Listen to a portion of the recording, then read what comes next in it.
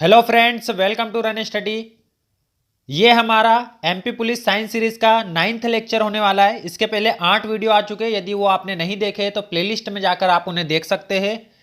इस वीडियो में हम 20 क्वेश्चन कवर करने वाले हैं। 20 इंपॉर्टेंट क्वेश्चन कवर करेंगे और उनको डिटेल में हम स्टडी करने वाले हैं।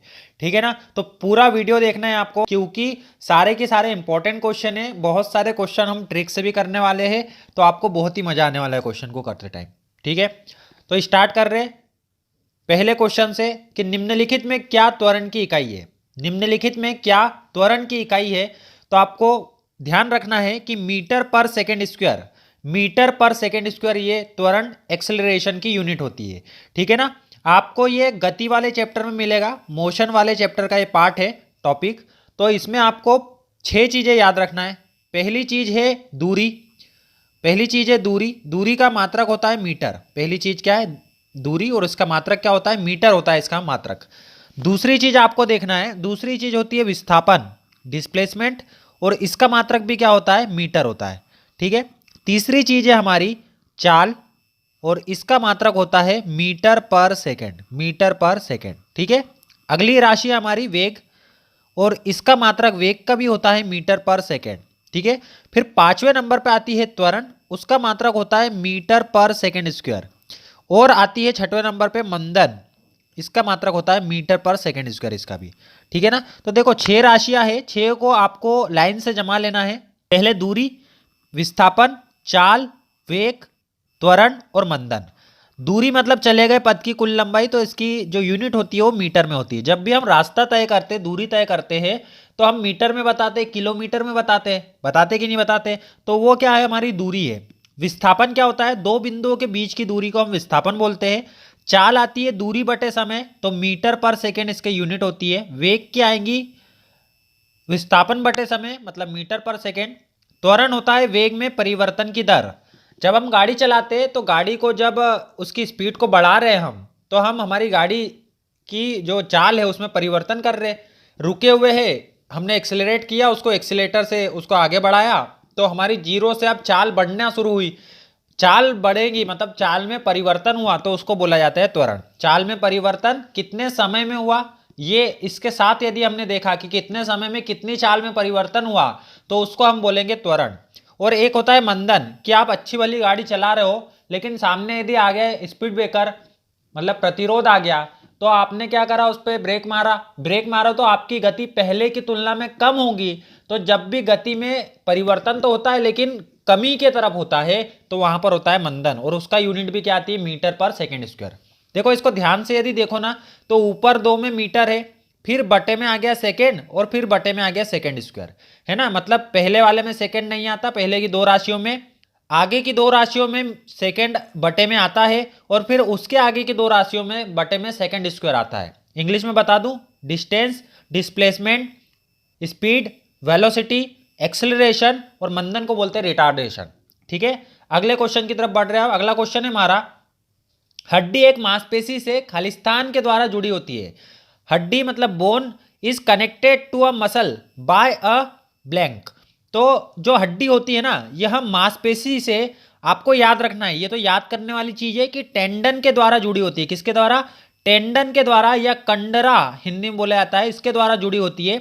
डायग्राम में देखो आप, डायग्राम में आपको दिख रहा है कि ये जो ऊपर आपको देखो, ये लाल वाली जो दिख रही है ना, ये मसल्स है ना? और ये बीच में आपको बोन दिख रही होंगी, तो मसल्स को बोन में बीच में व्हाइट कलर का दिख रहा है, वो टेंडन है। मतलब मसल्स को बोन में से जोड़ने वाला कौन होता है? टेंडन होता है।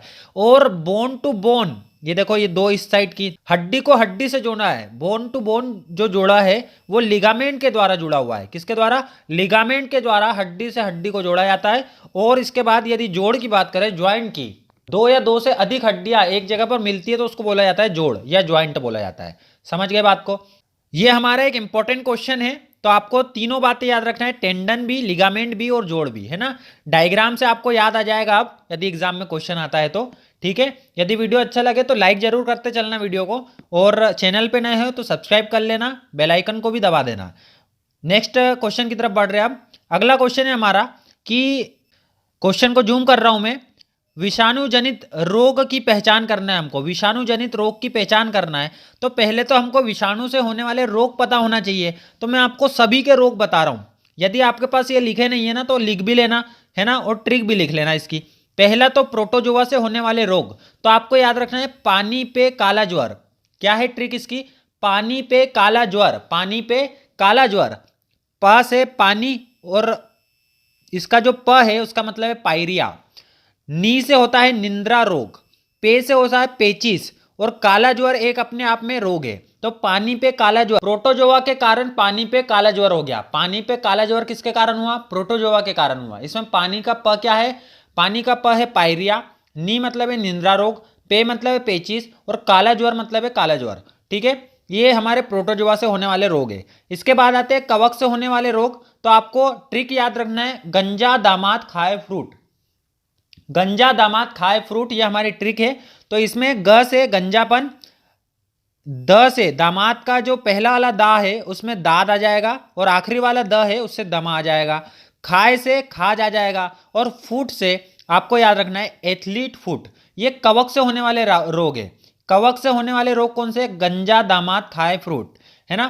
गंजापन, दाद, दमा, खाज, एथलीट फुट, फंगस से होने वाले ये रोग है। ठीक है, जीवाणु आते हैं इसके बाद। तो आपको याद रखना है पंडित काकू नी है। पंडित काकू है क्या? तो पंडित काकू नी है। नी है मतलब निमोनिया, न से आएगा निमोनिया, ह से आएगा हेजा, काकू में का से आएगा काली खांसी, और कू से आएगा कुष्ठ रोग, और पंडित में प से आएगा प्लेग, ड से आएगा डिप्थीरिया, और ट से आएगा टाइफाइड। ठीक है, पंडित काकू नी है। समझ गए बात को? प्लेग, डिप्थीरिया, टाइफाइड, काली खांसी, कुष्ठ रोग, निमोनिया, हेजा। इसके बाद विषाणु से होने वाले रोग। तो इसकी ट्रिक है, रेखा हमें हिट करके पोइचे छोड़ गई। रेखा हमें हिट करके पोइचे छोड़ गई। तो र से है रेबीज, ख से है खसरा, ह से है हर्पीज, फिर ये दूसरे वाले हिट वाले ह से है हेपेटाइटिस, ट से मतलब ट्रेकोमा जो कि आग की बीमारी होती है। उसके बाद पो से है पोलियो, ए से है एड्स, च से है चेचक, छो से है छोटी माता, ड से है डेंगू, और गई ई में ई आता है तो उससे इन्फ्लुएंजा। इन्फ्लुएंजा ये सभी के सभी विषाणु से होने वाले रोग है।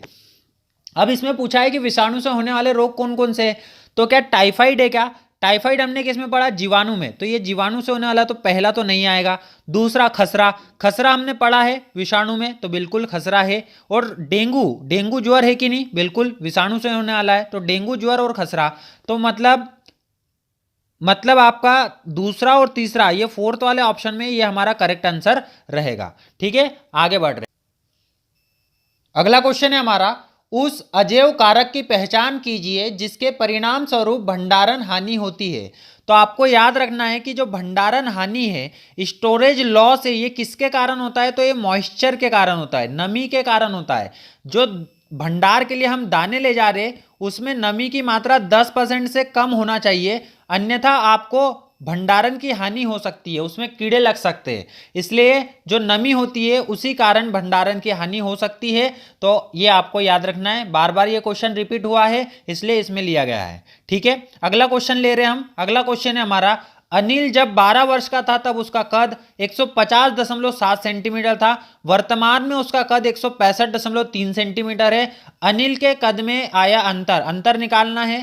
तो अभी माइनस पहला करते हैं, 163 में से 150.7 को घटा देंगे तो इधर आएगा 13 में से 7 गए तो 6 बचा, और 164 में से तो 14.6 हमारा आंसर आएगा। 14.6 फोर्थ वाला ऑप्शन है, करेक्ट रहेगा हमारा। ठीक है, अगला क्वेश्चन है हमारा, खालिस्तान की उपस्थिति के कारण झींगा और तितलियां एक ही फाइलन से संबंधित है। तो आपको याद रखना है कि झींगा और तितलियां इनमें ज्वाइंटेड लेग्स पाए जाते हैं, संधित पैर पाए जाते हैं, जिनके कारण इन दोनों को एक ही फाइलम में रखा गया है। एक ही फाइलम में रखा गया है किसके कारण? ज्वाइंटेड लेग के कारण। दोनों के, झींगा के और तितलियों के ज्वाइंटेड लेग होने के कारण इनको एक ही फाइलम में रखा गया है। ठीक है, अगला क्वेश्चन है हमारा, वाष्पीकरण की दर निम्नलिखित में से किस कारक पर निर्भर नहीं करती? वाष्पीकरण की जो दर है वह निम्न में से किस कारण पर निर्भर नहीं करती, इसका हमको आंसर करना है। तो आपको याद रखना है कि द्रव का जो कलर होता है इस पर वाष्पीकरण की दर निर्भर नहीं करती। वाष्पीकरण मतलब वाष्प बनना, है ना। वाष्पीकरण मतलब क्या होता है, वाष्प बदलना, द्रव का वाष्प में बदलना वाष्पीकरण कहलाता है। तो इसमें आप दो प्रकार से वाष्पीकरण होता है, एक तो होता है वाष्पन, एक क्या होता है वाष्पन होता है, और एक होता है क्वथन। एक क्या होता है क्वथन। तो उबलने से पहले कि यदि वाष्प बन जाए, उबलने से पहले ही वाष्प बन जाए तो समझ जाना वो वाष्पन हो रहा है। और क्वथन मतलब यदि उसके क्वथनांक पे वो वाष्प बनना स्टार्ट होता है ना, क्वथनांक पे उबलने लगे तो उसको बोलेंगे क्वथनांक। ठीक है, अगला क्वेश्चन, कंपन का आयाम क्या होता है। कंपन का आयाम क्या होता है, तो कंपन का आयाम आपको ध्यान रखना है। जैसे हम झूला झूल रहे है ना, ये हमारा एक पेंडुलम है, झूला पेंडुलम है हमारा, ये बीच की स्थिति इसको बोलेंगे माध्य स्थिति, मीन पोजीशन या साम्य स्थिति। जब झूला झूलते हैं तो एक तरफ जाते हैं फिर वापस आते, फिर दूसरी तरफ जाते फिर वापस आते। तो एक तरफ जाना, वापस अपनी जगह पे आना, फिर दूसरी तरफ जाना, वापस अपनी जगह पर आना, इस पूरा चक्र में ये हुआ एक कंपन। पीछे जाना, वापस आना, आगे आना, वापस जाना, ये एक कंपन होता है। और इस कंपन को पूरा करने में जितना समय लगा उसको बोला जाता है आवर्तकाल। एक सेकंड में आप कितनी बार ये कंपन कर रहे हो उसको बोलेंगे आवृत्ति। और माध्य स्थिति से आप कितनी दूर गए उसको बोला जाता है कितना आयाम है आपका। इसको माध्य स्थिति से अधिकतम विस्थापन को क्या बोलेंगे, आयाम बोलेंगे। क्वेश्चन है कंपन का आयाम क्या होता है, तो माध्य स्थिति से अधिकतम विस्थापन ही हमारा आयाम होता है, आपको ये याद रखना है। ठीक है ना, आवर्तकाल समझ गए, एक कंपन पूरा करने में लगा समय। आवृत्ति समझ गए, एक सेकंड में कंपनों की संख्या। इसके बाद आप आयाम समझ गए, माध्य स्थिति से अधिकतम विस्थापन आयाम कहलाता है। इसके बाद आपको याद रखना है कंपन क्या होता है, तो कंपन एक ओर जाना फिर वापस आना, फिर दूसरी ओर जाना और वापस आना। ठीक है, समझ में आ गया। अगला क्वेश्चन की तरफ बढ़ रहे हैं हम। जब एक चींटी काटती है तो त्वचा में किस अम्ल को अंतर्क्षिप्त करती है। तो जब चींटी काटेंगे ना तो आपको याद रखना है फार्मिक अम्ल लगा। क्या लगा, फार्मिक अम्ल। चींटी काटी तो फार्मिक अम्ल लगा। कौन सा अम्ल है, फार्मिक अम्ल। फार्मिक अम्ल का टीका लगाती है चींटी, क्या करती है, फार्मिक अम्ल का टीका लगाती है। और आप मुझे कमेंट करके बताना, ढूंढना अगर नहीं पता हो तो, कि नींबू में कौन सा अम्ल आता है। नींबू में कौन सा अम्ल आता है ये आप मुझे कमेंट करके बताएंगे। एक चीज और बता देता हूं कि फार्मिक अम्ल का जो फॉर्मूला होता है वो COOH होता है। क्या होता है, फार्मिक अम्ल का फॉर्मूला COOH होता है। ठीक है, नेक्स्ट क्वेश्चन, एक छोटे खंड से पूर्ण जीव में वृद्धि करने की एक जीव की क्षमता को क्या कहते हैं। छोटे खंड से पूर्ण जीव में वृद्धि करने की क्षमता को आपको याद रखना है पुनर्जनन कहते हैं। क्या कहते हैं, पुनर्जनन कहते हैं। एक छोटा जीव की वृद्धि करने, पूर्ण जीव में वृद्धि करने की क्षमता को पुनर्जनन कहते हैं। ठीक है, मुकुलन आपको याद रखना है कि हाइड्रा अपनी वृद्धि किसके द्वारा करता है, मुकुलन के द्वारा करता है। और द्विविखंडन किस में होता है, तो अमीबा में जो होता है वो द्विविखंडन होता है। ठीक है, अगला क्वेश्चन है अगर हम प्रेषित करें कि हवा A से B स्थान की ओर जा रही है तो इसका मतलब क्या है। तो आपको ध्यान रखना है कि जो हवा है, हवा वह उच्च दाब से निम्न दाब की ओर बहती है। उच्च दाब से निम्न दाब की ओर हमारी हवा बहती है, तो मतलब A से B की तरफ जा रही है, तो इसका मतलब है कि A का जो दाब है वह उच्च होगा और B का दाब क्या होगा, निम्न। तो कौन सा ऑप्शन आपको दिख रहा है, तो A हमारा उच्च दाब पे हो गया, B हमारा निम्न दाब पर हो रही है। कौन सा ऑप्शन है, सेकंड वाला ऑप्शन हमारा करेक्ट हो जाएगा। ठीक है ना, उच्च दाब से निम्न दाब की ओर हवा बहती है। ठीक है, और धारा किधर बहती है, तो जब विभवांतर होता है तो धारा बहती है ना। ऊष्मा कब बहती है, जब तापांतर होता है तो ऊष्मा बहती है। ठीक है, ये तीनों बातें आपको याद रखना है। हवा कब बहेंगी, उच्च दाब से निम्न दाब में हवा बहती है, मतलब दाबांतर होना चाहिए। विद्युत धारा कब बहेंगी, जब विभवांतर होगा। और ऊष्मा कब बहेंगी, जब तापांतर होगा। तीनों बातें आपको याद रखना है। अगला क्वेश्चन, जब हम पहाड़ पर चढ़ते हैं तो हम क्या होता है, पहाड़ पे हम चढ़ रहे हैं, देखो पहाड़ पे हम जैसे चढ़ रहे हैं तो पहाड़ पे चढ़ते हुए आपको ठंड का अनुभव होता है, मतलब तापमान में कमी आती है कि नहीं, तापमान में कमी, तो T क्या हो गया, कम हो गया। ठीक है, और दूसरी बात देखो, हमारा वायुमंडल फैला हुआ है 300 किलोमीटर तक, अप टू 300 किलोमीटर हमारा वायुमंडल फैला हुआ है। अब जैसे अभी आप नीचे हो तो नीचे आपको पूरे की पूरा वायु का दाब लग रहा कि नहीं लग रहा। अब जैसे हम ऊपर चढ़ते जा रहे तो हमारा जो वायु का जो ऊपर स्तंभ है उसकी वैल्यू कम होती जा रही ना। देखो पहले इतना बड़ा स्तंभ था यहाँ से यहाँ तक का, और अब ऊपर चढ़ गए तो इतना कम स्तंभ बचा वायु का। तो अब हमारे ऊपर जो दाब रहेगा वो पहले की तुलना में क्या हो जाएगा, कम हो जाएगा। पहले की तुलना में दाब क्या हो जाता है, कम, और ताप भी क्या हो जाता है, कम। तो मतलब तापमान और दाब दोनों घटते हैं। ठीक है, आ गई बात समझ में। अगला क्वेश्चन है हमारा, पानी के क्वथनांक को क्या होगा जब थोड़ा सामान्य नमक पानी में डाला जाए और गर्म किया जाए। तो पानी का जो क्वथनांक है ना, बॉइलिंग पॉइंट है जो पहले का है पानी का जो बॉइलिंग पॉइंट है, उसमें यदि नमक डाल दिया आपने तो आपको याद रखना है कि बॉइलिंग पॉइंट क्या हो जाएगा, बढ़ जाएगा। देखो पहले पानी नॉर्मल रूप से 100 डिग्री सेल्सियस पर गर्म हो जा रहा था, भाप में बदल जा रहा था, तो उसका हमने बॉइलिंग पॉइंट, हमने उसका क्वथनांक क्या बोल दिया, 100 डिग्री सेल्सियस। 100 डिग्री सेल्सियस हमने उसका तापमान बोल दिया। लेकिन हमने नमक डाला तो नमक भी तो कुछ ऊष्मा लेगा कि नहीं, तो इसलिए जो बॉइलिंग पॉइंट है, जो उसका उबलने का बिंदु है, वह बढ़ जाएगा। तो बॉइलिंग पॉइंट बढ़ जाएगा, मतलब 373 डिग्री सेल्सियस से बढ़ जाएगा, ऊपर आ जाएगा। ठीक है ना, तो इसलिए पानी का क्वथनांक 373 के ऊपर बढ़ जाएगा। तो हमारा पहला वाला ऑप्शन करेक्ट रहेगा। अगला क्वेश्चन देख रहे हैं हम, जंग को रोकने के लिए सबसे अच्छी विधि बताना है। तो जंग को रोकना है तो आप तो उसके ऊपर लेप कर दो तो जंग रुक जाता है। तो जस्तीकरण एक विधि है, जस्तीकरण, जस्ते का लेप चढ़ाने की एक विधि है जस्तीकरण, उससे लोहे को जंग से बचाया जा सकता है। ठीक है, अगला क्वेश्चन, शकरकंद एक भूमिगत संरचना है जो भोजन को संग्रहित करती है। इस पौधे में भोजन कहां पर तैयार किया जाता है, मतलब शकरकंद का जो किचन है वो कहां पर है, तो पत्ते में है। कहां पर है, पत्ते में होता है शकरकंद का किचन। आपको याद रखना है कहां पर होता है, पत्ते में होता है शकरकंद का किचन। ठीक है, अगला क्वेश्चन देख रहे हैं हम। अगला क्वेश्चन है, समतल दर्पण पर कैसा प्रतिबिंब बनता है। तो समतल दर्पण मतलब जिस पे हम हमारा चेहरा रोज देखते हैं, तो वो हमारा समतल दर्पण होता है। तो हम कैसे दिखते हैं, उसमें सीधे दिखते कि नहीं, पार्श्व भली परिवर्तित होता है, लेकिन ऑप्शन के हिसाब से हम सीधे दिखते हैं, तो हमारा जो प्रतिबिंब है वो सीधा बनता है। तो वस्तु का प्रतिबिंब सीधा बनेगा, समतल दर्पण आपको याद रखना है। जो रियर मिरर होते हैं गाड़ी में, उसमें हम पीछे का देखते हैं, तो उसमें जो गाड़ियां दिखती है वो छोटी दिखती ना, तो वो हमारा उत्तल दर्पण होता है। कौन सा होता है, उत्तल दर्पण होता है रियर मिरर। और दाढ़ी बनाने के लिए जो शीशे का उपयोग करते हैं तो उसमें अवतल दर्पण होता है। कौन सा दर्पण, अवतल दर्पण होता है। यदि दाढ़ी बनाने के लिए कोई दर्पण यूज कर रहा है तो इसका मतलब है वो अवतल दर्पण उपयोग कर रहा है। ठीक है, मतलब यदि कोई छोटी करके दे रहा है चीजों को तो वो उत्तल दर्पण है, यदि कोई जूम करके बड़ा करके दे रहा है तो वो अवतल दर्पण है, हूबहू वैसी पेश करा तो वो समतल दर्पण है। अगले क्वेश्चन की तरफ बढ़ रहे हैं। अगला क्वेश्चन है हमारा, निम्नलिखित में से कौन सा सम न्यूट्रॉनिक का सही सेट है।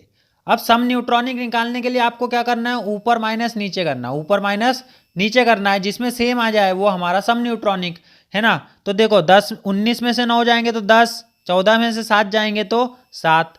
ठीक है, 14 में से 6 गए तो 8, 19 में से 9 गए तो 10, 14 में से 6 गए तो 8, 14 में से 7 गए तो 7, 14 में से 6 गए तो 8, 16 में से 8 गए तो 8। तो सम न्यूट्रॉनिक किस में दिख रहे हैं आपको, इस लास्ट वाले में दिख रहे हैं, तो ये हमारा करेक्ट आंसर रहेगा। ठीक है, अगला क्वेश्चन है हमारा, निम्नलिखित में से कौन सी एक अकेंद्रीय कोशिका है जिसमें केंद्रक नहीं पाया जाता। तो ऐसी तो ह्यूमन रेड ब्लड सेल है। तो ह्यूमन रेड ब्लड सेल मतलब मानव रक्त कोशिका ही है ऐसी तो, है ना। तो यही हमारा करेक्ट आंसर आ जाएगा। ठीक है, नेक्स्ट क्वेश्चन है, यूरेनियम 238 के 10⁻22 परमाणुओं का मिलीग्राम में द्रव्यमान हमको निकालना है। तो यूरेनियम 238 मतलब है कि इसका 238 द्रव्यमान दिया हुआ है, उसमें हमें 10⁻22 का गुणा करना है, क्योंकि इतने परमाणुओं का मिलीग्राम में द्रव्यमान निकालना है। और इनको भाग दे देंगे एवोगेड्रो नंबर मतलब 6.023 गुणा 10⁻23 से भाग दे देंगे। और उसने बोला है मिलीग्राम में, तो ये तो किलोग्राम में निकलेगा। जब आप इसको भाग दोगे ना तो आपका आंसर आएगा 3.952 किलोग्राम। और इसको मिलीग्राम में बदलने के लिए 1000 से गुणा करना पड़ेगा, मतलब हमारा आंसर आ जाएगा 3952 किलोग्राम। 3952 किलोग्राम हमारा आंसर आ जाएगा। आ गई बात समझ में, कैसे निकालना है ये समझ गए। 238 दिया है तो 238 यहाँ रखा, कितने परमाणु उनको यहाँ पर रख देना, एवोगेड्रो नंबर से भाग दे देना। ये हमारा एवोगेड्रो नंबर होता है 6.023 गुणा 10⁻23 भाग दिया तो आंसर आया 3.952 किलोग्राम। किलोग्राम को मिलीग्राम में बदलने का बोला है उसने, तो 3952 मिलीग्राम हमारा आंसर आ जाएगा। ठीक है, अगला क्वेश्चन है जो कि हमारे वीडियो का आखिरी क्वेश्चन है, दो समान पात्र ए और बी में 75 डिग्री सेल्सियस बराबर मात्रा में गर्म पानी है। ए को बाहरी सतह को काले रंग से और बी की बाहरी सतह को सफेद रंग से पेंट किया गया है। 10 मिनट के बाद ए का तापमान 55 डिग्री सेल्सियस पाया गया। कितना पाया गया? 55 डिग्री सेल्सियस इसका तापमान पाया गया। तो आपको बी का तापमान बताना है। जो काला रंग होता है ना, काला रंग ऊष्मा का बुरा परावर्तक होता है और अच्छा अवशोषक होता है। अच्छा अवशोषक, बुरा परावर्तक होता है। तो इसका मतलब है कि इसमें बाल्टी के द्वारा जो बाहर से आने वाली ऊष्मा है उसको अवशोषित कर लेगा। तो इसका मतलब इसका जो अंदर का तापमान है वो सफेद बाल्टी की तुलना में धीरे धीरे ठंडा होगा। तो यदि 10 मिनट के बाद ए का तापमान 55 डिग्री सेल्सियस है तो बी का तापमान कितना हो जाएगा? 55 से कम रहेगा, क्योंकि इसके ठंडे होने की दर ज्यादा है ना। अच्छा उत्सर्जित करेगा ये, है ना, ठंडे होने की दर ज्यादा है इसकी। ठीक है, तो इसलिए हमारा करेक्ट आंसर क्या आ जाएगा? 55 डिग्री से कम होगा बी का तापमान। ठीक है, तो ये था हमारा आज का 9th नंबर का वीडियो यदि अच्छा लगे तो लाइक कर लेना। चैनल पे नए हैं, इसी प्रकार के वीडियो देखना चाहते हो तो चैनल को सब्सक्राइब करें, बेल आइकन को दबाएं। वीडियो कैसा लगा कमेंट करके जरूर बताना। मिलते हैं इसी प्रकार के अगले वीडियो में, तब तक के लिए good bye and thank you. जय हिंद।